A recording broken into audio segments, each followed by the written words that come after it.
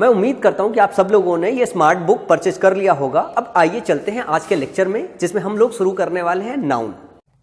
Singular plural की चर्चा करते हुए थोड़ी गहराई में चलते हैं हम। कई बार आपको कुछ शब्द ऐसे देखने को मिलेंगे जो लगते हैं देख के कि ये वाला जो वर्ड है वो इस वाले वर्ड का प्लूरल फॉर्म है। जैसे आपके स्क्रीन के सामने है एयर। एयर जैसे ही आपको आपके स्क्रीन के सामने देखने को मिल रहा है, इसका एक और वर्जन देखने को मिल रहा है एयर्स। तो कई बार क्या होता है, कंफ्यूजन लगता है कि एयर का मतलब हवा और एयर्स का मतलब हवाएं, लेकिन ऐसा नहीं है। ये जो एयर्स है ये अलग नाउन है, ये जो एयर है वो अलग नाउन है। इस एयर्स का इस एयर से कोई लेना देना नहीं, क्योंकि जो हवा होती है वो अनकाउंटेबल नाउन होती है। हवा को कोई काउंट नहीं कर सकता, तो इसका कोई प्लूरल फॉर्म नहीं बनता है। तो मन में आना चाहिए कि सर ये वाला जो शब्द है एयर्स, ये है क्या? ये वो वाला एयर्स है जो हम लोग इस्तेमाल करते हैं। हम लोग एक्चुअली जब ग्रुप बना होता है ना, तो ग्रुप के बीच में एक बंदा देखते हो ना, खूब बांध रहा होता है, हवा बना रहा होता है। क्या बना रहा होता है? हवा बना रहा होता है। तो इसको आप ऐसे बोल सकते हो, हवा बना, या यूं बोलते हैं हाँकना। समझ रहे? हाँकना जैसा शब्द हिंदी में समझते हैं, यूपी बिहार वाले समझ रहे होंगे, क्योंकि यूपी बिहार वाले कभी कभी हाँकते बहुत हैं। देखो कोई दिल पे नहीं लेगा, मैं भी यार यूपी से ही हूं। हवा, हवा बनाना, हवा बनाना, ये नाउन की तरह काम करता है। और इस एयर का मतलब हवा होता है, जो वो वाली हवा होती है जो हमारे आजू बाजू है। अगर मैं सेंटेंस के अंदर इनको डाल के आपको दिखाऊं, तो पहला एग्जांपल है हमारा, let's go outside and get some fresh air. चलो बाहर चलते हैं और कोई फ्रेश और ताजी हवा लेते हैं। तो यहां पे जो एयर इस्तेमाल है वो एयर इस्तेमाल है किस लिए? ये एयर इस्तेमाल है हवा के सेंस में। अच्छा, हम पढ़ रहे हैं नाउन का चैप्टर, तो आपको पता होना चाहिए नाउन का चैप्टर। अब नाउन के चैप्टर में आपके पास पूरा कंप्लीट सेंटेंस आ गया। पहचानोगे कैसे? पहचानने के लिए आपको एक बात पता होता है, सब्जेक्ट जो है ऑब्जेक्ट से कनेक्टेड होता है थ्रू वर्ब के। बस आप वर्ब ढूंढ लो। लेट्स गो आउटसाइड, हम बाहर चलते हैं, go outside and get some. अब ये गेट लगा हुआ है, गेट आपका वर्ब होता है, और वर्ब के बाद क्या आता है? आपका ऑब्जेक्ट यूनिट आता है। और ऑब्जेक्ट यूनिट में आपके पास जो होता है वो होता है executive, adverb, article and noun. और ये जो नाउन है ये आपका इस ऑब्जेक्ट का मेन वर्ड है। क्या है?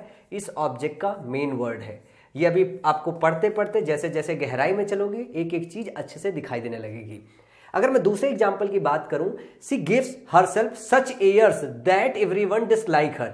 इस सेंटेंस का मतलब यह है कि उसने अपने आप के विषय में इतनी हवा बना ली, इतनी फर्जी की फर्जी बातें कर ली कि सब लोग उसको नापसंद करने लगे। तो यहां जो एयर्स का मतलब है, इन हवाओं से उसका कोई लेना देना नहीं है, लेकिन उस हवा से है जो इस बंदी ने अपने लिए बनाई है, बहुत सारी बातें की है। तो जब हम बात करते हैं एयर्स की, तो इसका यह मतलब होता है कि हम हवा बनाते हैं। आई होप कि आपको हवा और हवा बनाने के बीच का फर्क समझ में आया होगा। इसके बाद हम अगले पेयर की तरफ चलते हैं। कई बार आपने देखा होगा फोर्स। फोर्स का मतलब होता है बल, और कई बार आपको देखने को मिलेगा फोर्सेस। तो मैं आपको ना बहुत सिंपल से वर्जन में इसका मतलब बताता हूं, ज्यादा समय गुजारने लायक है भी नहीं। इसका मतलब बल वो होता है जो हम धक्का देते हैं, जो कोई महसूस करता है हमारे धक्का देने के बाद, उसे हम बल या फोर्स कहते हैं। और ये जो फोर्सेस होता है ना, इसको हम सैनिक बल बोलते हैं। आपने देखा होगा हर देश का अपना एक सैनिक बल होता है, तो ये होता है सैनिक बल। बस इतना ही फर्क होता है जो आपको पता होना चाहिए। ये फोर्सेस का मतलब ये होता है। The force of the wind had brought down a great many trees in the area. जब हवा चली तो उसके फोर्स से बहुत सारे पेड़ जो है एरिया में गिर गए, इसका मतलब ये है। तो यहां फोर्स का मतलब बल है। इंडियन फोर्सेस, यहां पे हमारे सैनिक बल की बात हो रही है, हमारे देश के सैनिक बल की बात हो रही है। Indian forces are stronger than any other forces in the world. और यहां पे जो फोर्सेस है, ये फोर्सेस है देश के किसी और सैनिक बल की बात कर रहे हैं। तो यहां पे भी फोर्सेस का मतलब सैनिक बल है, और यहां पे भी फोर्सेस का मतलब है सैनिक बल। अगला जो पेयर आता है वो हमारा आता है सैंड और सैंड्स। सैंड का मतलब हिंदी में होता है बालू। क्या होता है? सैंड का मतलब होता है बालू।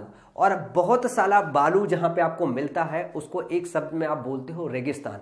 तो सैंड जो होता है वो बालू होता है, लेकिन जब हम सैंड्स की बात करते हैं तो आप एक तरीके से समझ सकते हो कि इसमें बहुत सारा बालू होता है, लेकिन एक शब्द में हम जहां पे बहुत सारा बालू, बहुत सारा रेत पाया जाता है उसको बोलते हैं रेगिस्तान। तो जब हम सैंड्स की बात करते हैं तो यहां पे जो रेफरेंस हम देने की कोशिश करते हैं वो रेफरेंस देने की कोशिश करते हैं रेगिस्तान की। एग्जाम्पल में देखते हैं, आई हैव सैंड इन माई शू, मेरे शू में सैंड है, मतलब मेरे शू के अंदर बालू के कुछ कण हैं या थोड़े बालू हैं।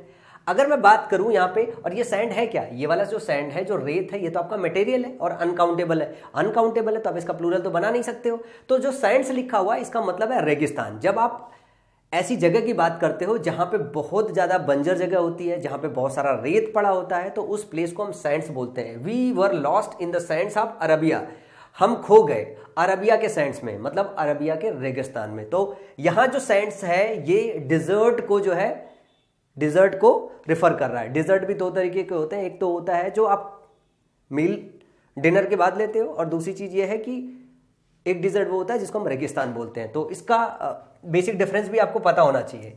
इसके बाद हम बात करते हैं अगला, ये बहुत इंपॉर्टेंट है, आपके एग्जामिनेशन में बहुत बार पूछा जाता है, वर्क, और होता है वर्क। वर्क का मतलब होता है काम, और ये जो वर्क्स होता है इसका मतलब होता है लिखित काम। लिखित काम, जैसे मैंने इंग्लिश ग्रामर की किताब लिखी, ठीक है, तो ये मेरा लिटरेरी वर्क्स है। तो जब हम लिखित काम की बात करेंगे तो लिखित काम हमेशा वर्क्स लिखा जाता है। जब हम जनरल काम की बात करते हैं तो हम वर्क बोलते हैं। He is been out of work for 2 years, वो काम के लिए बाहर है। ये जो वर्क है यहाँ पे काम की बात कर रहे हैं। जब आप मजदूरी करने जाते हो, कुछ और करने जाते हो, अपना जॉब ज्वाइन करने जाते हो, तो ये वाले काम की बात हो रही है।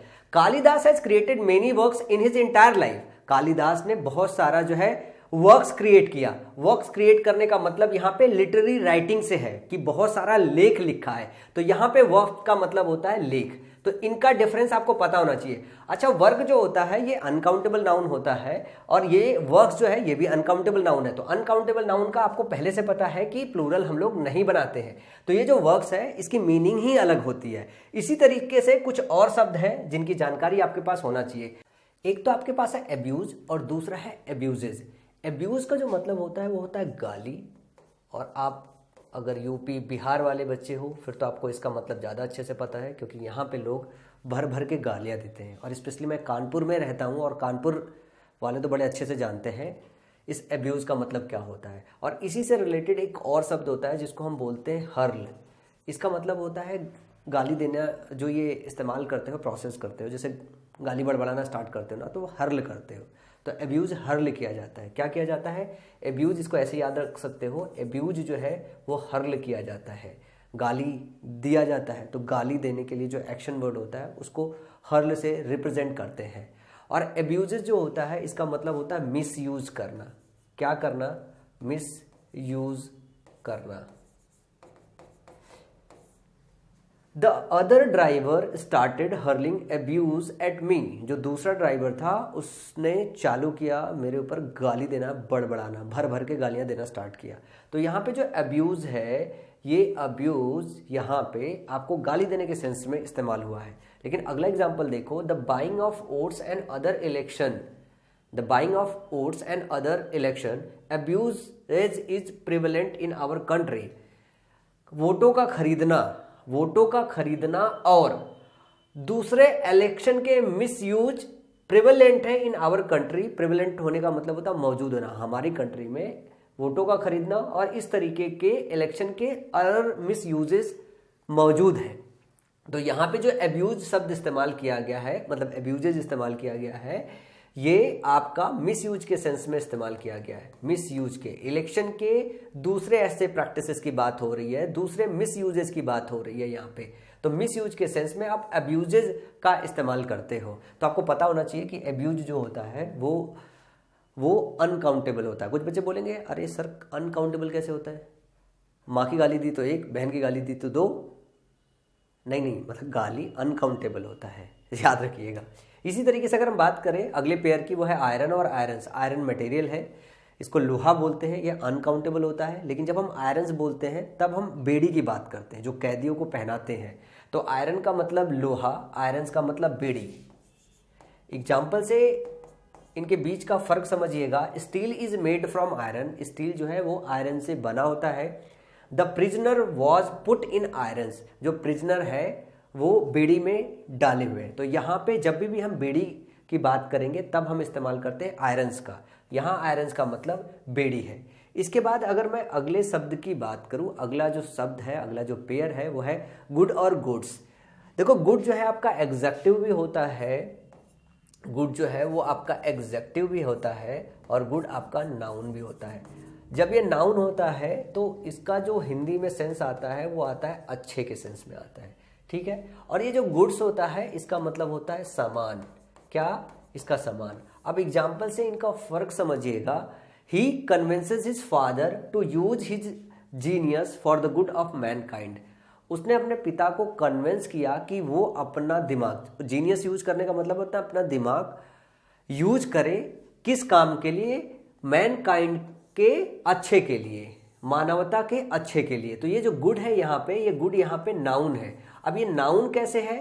क्योंकि गुड को आपने ज्यादातर जो देखा है वो गुड बॉय, गुड गर्ल, इसको एग्जेक्टिव के सेंस में देखा है। जब भी देखा होगा ज्यादातर एग्जेक्टिव के सेंस में देखा होगा। अब देखो आपको एक बात पता होना चाहिए कि जब भी आप ऑब्जेक्ट यूनिट या सब्जेक्ट यूनिट लिखते हो तो वैसे केस में क्या होता है कि आर्टिकल, एग्जेक्टिव, एडवर्ब और नाउन का कॉम्बिनेशन होता है। यहाँ पे देखो ये आर्टिकल लिखा हुआ है, आर्टिकल के बाद यहाँ पे सिर्फ एक शब्द है क्योंकि उसके बाद प्रीपोजिशन आ गया है। प्रीपोजिशन अपने बाद अपना खुद अलग से ऑब्जेक्ट लेता है, तो इस आर्टिकल को अपना नाउन लेना होगा और यहाँ पे सिर्फ एक ही शब्द है। तो आर्टिकल के बाद जब आपको एक ही शब्द मिले तो वो फिर नाउन होता है, वो फिर एग्जेक्टिव नहीं होता है। और आर्टिकल बगैर नाउन के आता नहीं, क्योंकि आर्टिकल नाउन को डिटरमाइन करने के लिए ही लगाया जाता है। तो ये जो गुड है यहाँ पे, ये अच्छे के सेंस में आया और यहाँ पे क्या है, नाउन का रोल प्ले कर रहा है। अगर मैं बात करूं अगले एग्जाम्पल की, they sell leather goods such as wallets, purses and brief cases. वो बेचते हैं लेदर के सामान, जैसे कि वॉलेट्स हो गया, पर्स हो गया और ब्रीफ केसेस हो गए। अब यहाँ पे जो गुड्स है ना, ये काम किसका कर रहा है? ये काम कर रहा है आपका सामान के सेंस में, सामान के सेंस में काम कर रहा है और है यहाँ पे क्या है, नाउन है। बात समझ में आई? इसके बाद अगले पेयर की बात करेंगे, अगले पेयर की चर्चा करते हैं। वाटर और वाटर्स। वाटर और वाटर्स में वही डिफरेंस है जो सैंड और सैंड्स में था। वाटर का मतलब पानी और वाटर्स का मतलब बहुत सारा पानी, मतलब समुद्र। तो इस वाटर का मतलब सी और इस वाटर का मतलब होता है वही वाला पानी जो हम पीते हैं। Sodium chloride dissolve in water. Sodium chloride water में डिजॉल्व हो जाता है। यहां पे जो हम बात कर रहे हैं ये पानी मटेरियल की बात कर रहे हैं। The ship drifted into Turkish territorial waters. जो शिप है वो ड्रिफ्ट हो गया, खिसक गया। कहां पे? तुर्किश टेरिटोरियल वाटर्स में। यहां पे जो वाटर है ना, ये बोला जा रहा है कि जो टर्किश का टेरिटोरियल समुद्र का किनारा है, जो समुद्र का किनारा है टर्किश वाला, ये वो वाला पोर्शन की बात की जा रही है। तो यहाँ पे जो वाटर्स है वो सी या फिर हिंदी में समुद्र के किनारे से रेफरेंस में लिया जा रहा है। तो जब आप इस्तेमाल करते हो वाटर्स तो आप बताते हो समुद्र, जब आप इस्तेमाल करते हो वाटर तो आप बताते हो पानी। अब अगला जो शब्द है वो फ्रूट और फ्रूट्स। ये थोड़ा सा टेक्निकल है। ये थोड़ा सा टेक्निकल ऐसा है कि जब आप फ्रूट इस्तेमाल करते हो इसका मतलब होता है फल, और ये अनकाउंटेबल होता है, और ये अनकाउंटेबल होता है। लेकिन जब आप फलों में भी किसी स्पेसिफिक कैटेगरी में बात करना चालू करते हो तब आप उसको प्लूरल सेंस में इस्तेमाल कर सकते हो। ये एग्जांपल से आपको मैं समझाता हूं। जैसे we usually eat fresh fruit after dinner.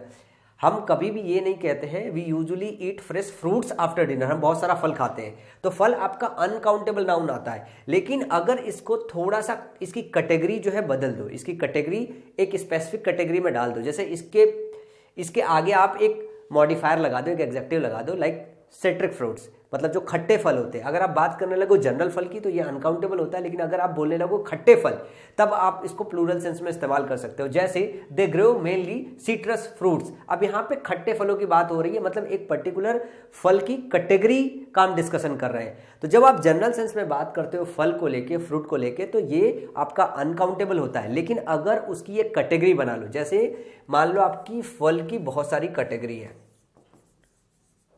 Fruit की आपकी बहुत सारी कैटेगरी है, कुछ मीठे फल हैं, कुछ खट्टे फल हैं। तो अगर आप किसी एक कैटेगरी में घुस के इसका चर्चा करना स्टार्ट करोगे तो इसको आप काउंटेबल सेंस में इस्तेमाल कर सकते हो, इसको आप काउंटेबल सेंस में इस्तेमाल कर सकते हो। पर अगर हम जनरल डिस्कशन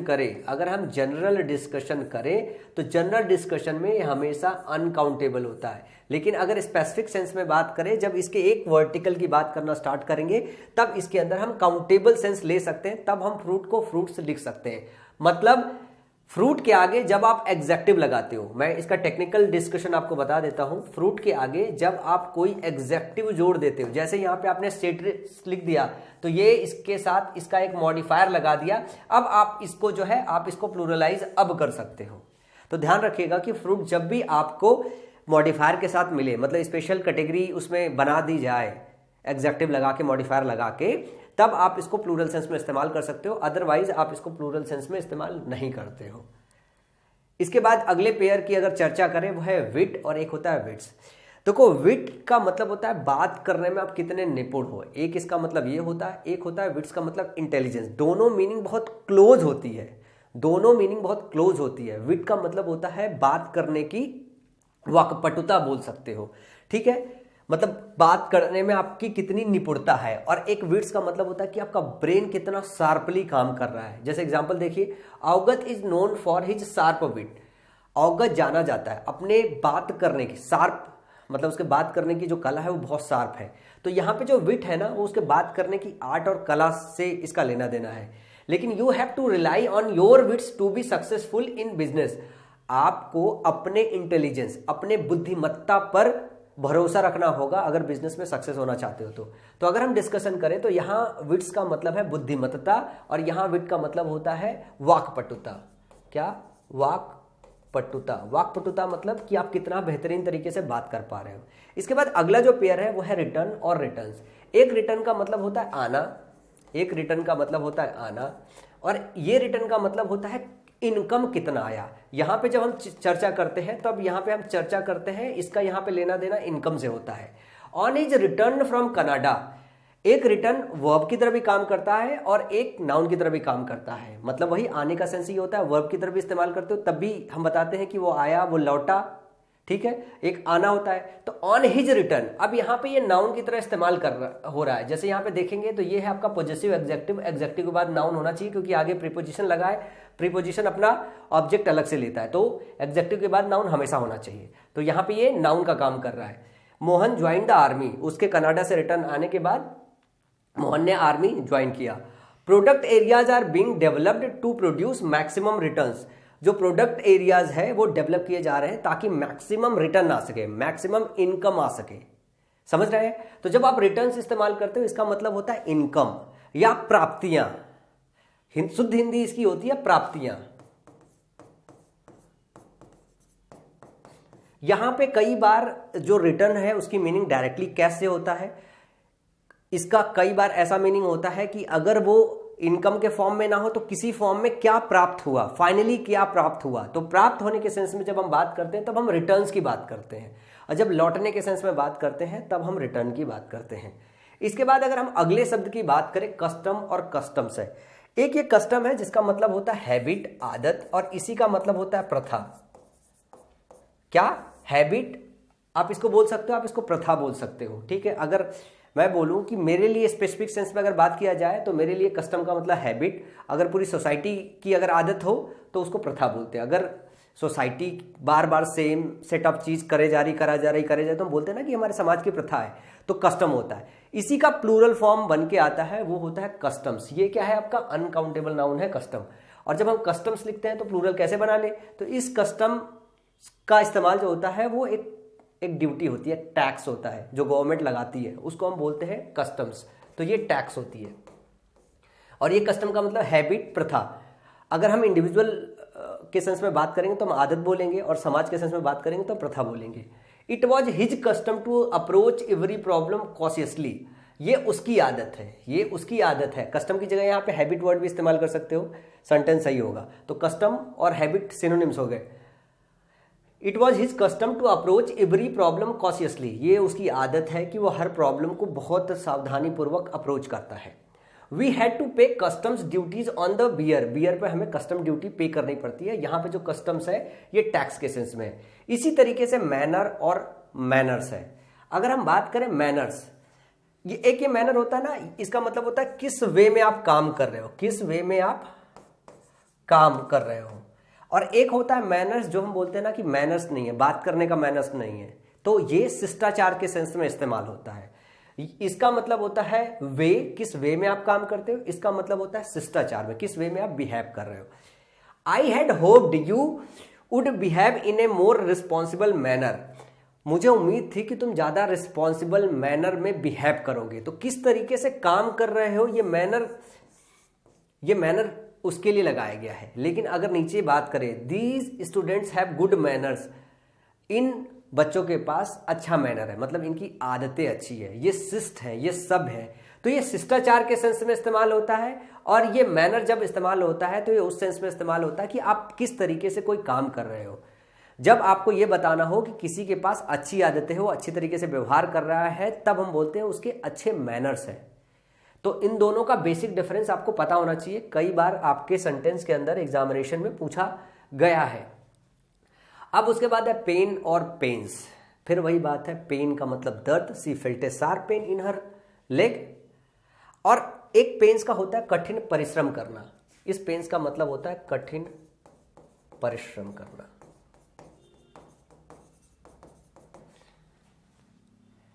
टेक पेन्स एक फ्रेज आता है, बहुत ज्यादा दर्द लेना। एग्जामिनेशन में कई बार पूछा गया है। टेक पेन का मतलब क्या होता है? टेक पेन का मतलब है बहुत सारा कठिन परिश्रम करना।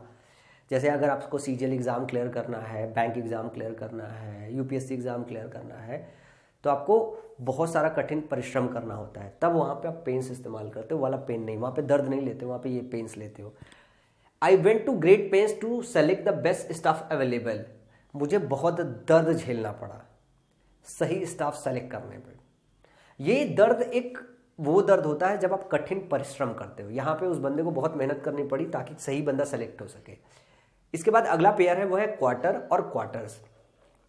अगर मैं बात करूं क्वार्टर का, तो क्वार्टर का मतलब होता है एक चौथाई, ये अनकाउंटेबल सेंस में इस्तेमाल होता है। और दूसरा होता है क्वार्टर्स। ये क्वार्टर्स इस्तेमाल किया जाता है, आपने सुना होगा सरकारी क्वार्टर मिला है, सरकारी क्वार्टर। तो सरकारी क्वार्टर नहीं मिलता है, सरकारी क्वार्टर्स मिलता है। सरकारी क्वार्टर नहीं मिलता है, सरकारी क्वार्टर्स मिलता है। हम जल्दी जल्दी में बोल देते हैं सरकारी क्वार्टर मिला है, लेकिन सरकारी क्वार्टर्स मिलता है। ये अनकाउंटेबल है, ये भी अनकाउंटेबल है। In 1998 he moved his company to larger quarters on State street.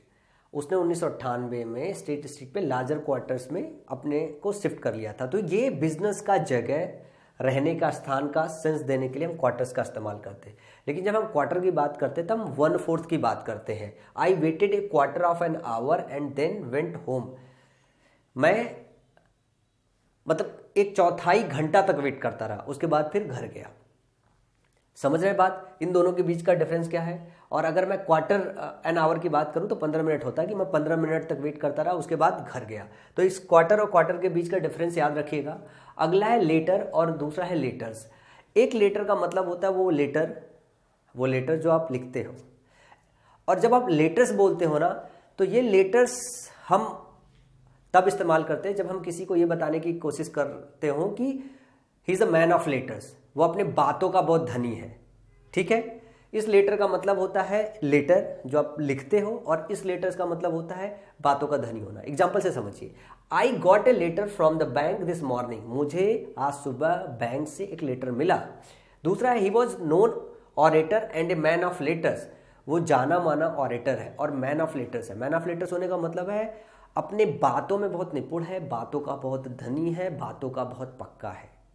तो ये जो मैन ऑफ लेटर्स या लेटर्स इस्तेमाल किया जाता है वो लिटरली नॉलेज के लिए इस्तेमाल किया जाता है कि उसके पास जानकारी है, खगान बहुत है। और मैन ऑफ लेटर्स बोलने का मतलब होता है, कई बार इस फ्रेज को इस्तेमाल किया जाता है कि वो अपनी जुबान का पक्का है।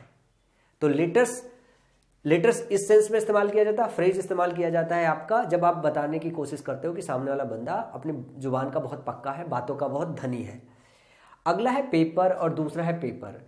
एक तो पेपर वो जो आप लोग जानते हो, आपके सामने एक पेज आता है, पेपर आता है, उसको पेपर बोलते हैं। जब हम पेपर्स बोलते हैं ना तो डॉक्यूमेंट बोलते हैं, हम डॉक्यूमेंट्स बोलते हैं। जैसे मान लो हमारी हाई स्कूल, इंटरमीडिएट, ग्रेजुएशन की पूरी मार्कशीट है, तो ना भैया डॉक्यूमेंट्स दे दो। ठीक है, तो उन सबके कलेक्शन को डॉक्यूमेंट्स बोलते हैं। और उन सबके कलेक्शन को, डॉक्यूमेंट के कलेक्शन को हम पेपर्स भी इस्तेमाल करते हैं। जैसे I bought paper two right, मैंने पेपर खरीदा लिखने के लिए, तो मतलब एक जो सिंगल पेपर आता है उसकी बात कर रहे हैं हम। I need your papers to verify, मुझे तुम्हारे पेपर्स चाहिए, मतलब तुम्हारे डॉक्यूमेंट चाहिए। तो जब हम पेपर्स बोलते हैं तो डॉक्यूमेंट के सेंस में बोलते हैं। तो ये दोनों डिफरेंस आप याद रखिएगा।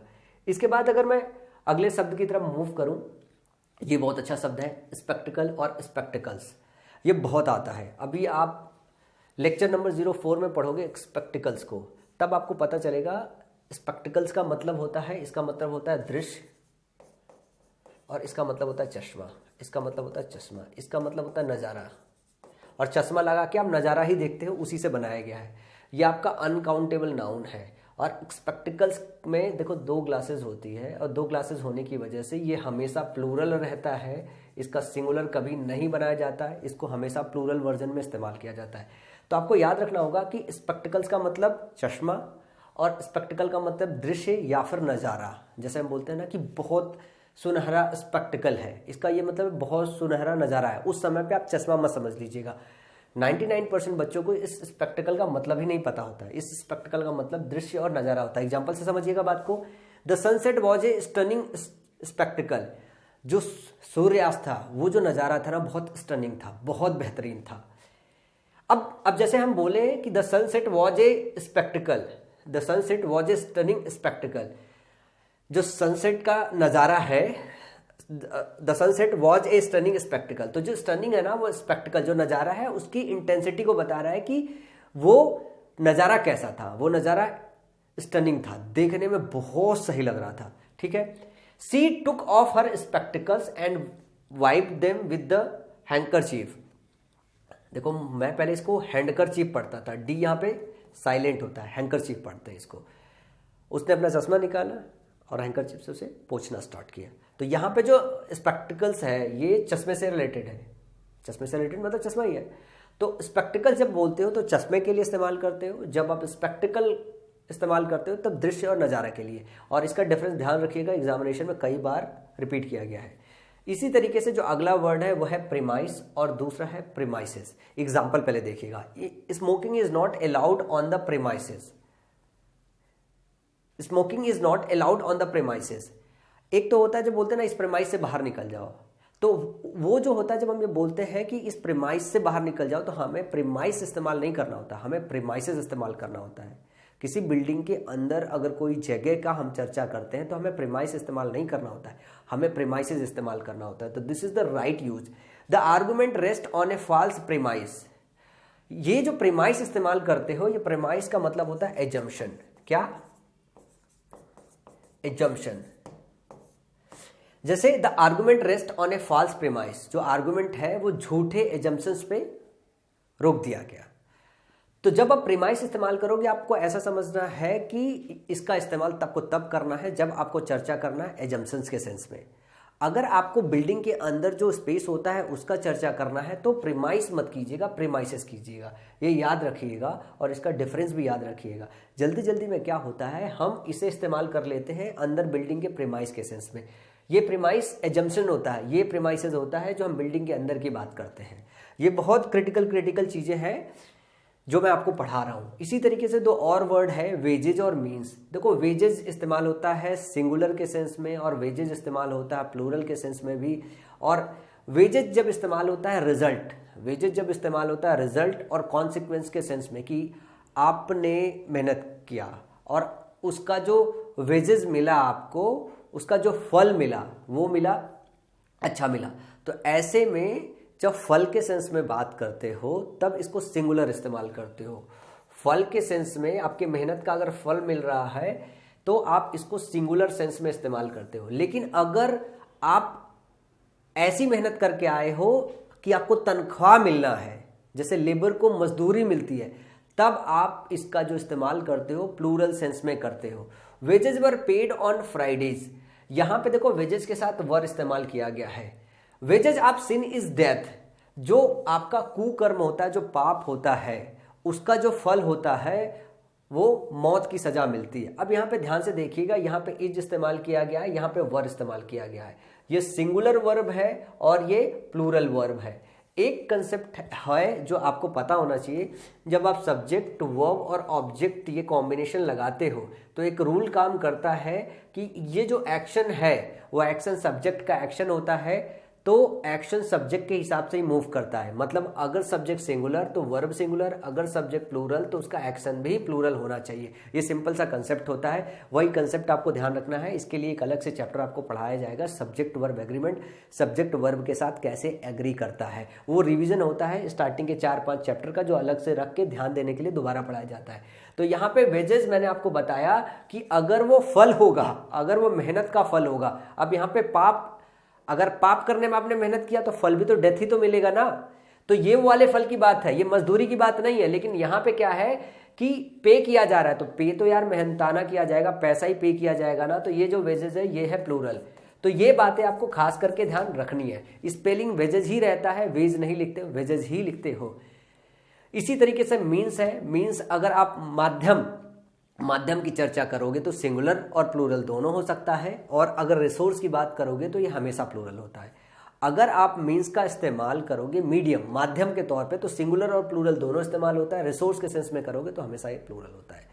जैसे the internet is a fast means of communication, यहां पे माध्यम की बात हो रही है, तो the internet is a fast means of communication. Internet fast mean है कम्युनिकेशन का।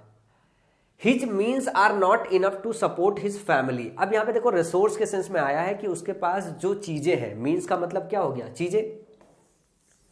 मीन्स माध्यम, मीन्स मतलब रिसोर्स, रिसोर्स मतलब चीजें।